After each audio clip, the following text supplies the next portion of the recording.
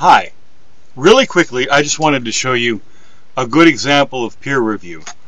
Now, as I'm sure we know and are learning, peer review is real-world writing. When we work for a nonprofit agency, we're creating stuff that's for the general public, and so we write something and we want to make sure, yes, we want to make sure the grammar is okay, but more important than that, we want to make sure our message is getting out. So I don't know anybody who works in the nonprofit world that doesn't write something and have a coworker, have a boss, have a supervisor, have somebody read it and say, does it make sense? Is it clear?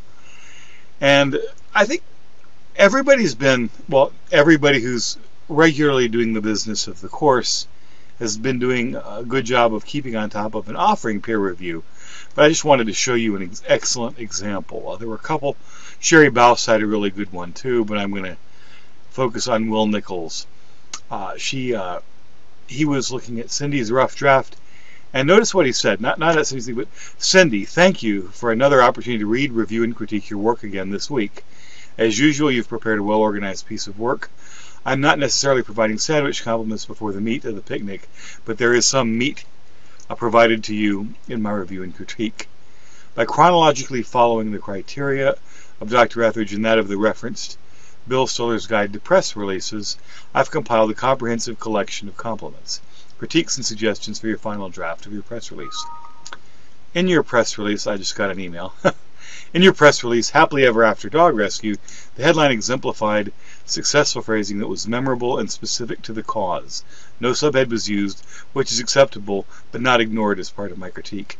Your lead successfully answers the all-important questions of who, what, when, however, and where. It's technically not located in the lead, although it is immediately present in the following paragraph of the print copy. However, nowhere in the lead did you address the why and the how of the purpose. However, both these two aspects of the criteria can easily be addressed in seamless accord by blending them into your location sentence when it is rewritten in the lead. The remainder of the press release thoroughly describes your organization and what it does. Unfortunately, the press release is void of claims that back up the data and is absent of notable quotes to give it credibility. It is my estimation that this can be a simple sentence in the body of the release to address both topics without absorbing valuable time. Your press release successfully observes key things to remember, as well as successful avoidance of hyper-bloated phrases, but the final paragraph does refer to your organization as we. This is a simple fix with an organizational reference in lieu of the two-letter reference to get back into the first person. Again, it is an impressive rough draft, and I anticipate reading another stellar final project from you. Have a great week. Obviously, Will's a good editor.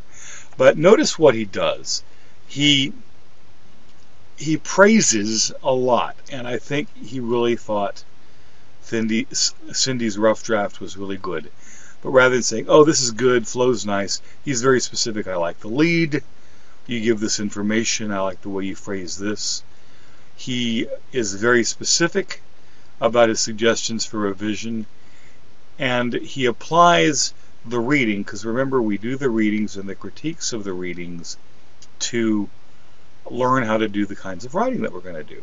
And he applies the criteria for a press release to Cindy's piece and says, it mostly does it, but in some cases, this is what you could fix, or how you could improve.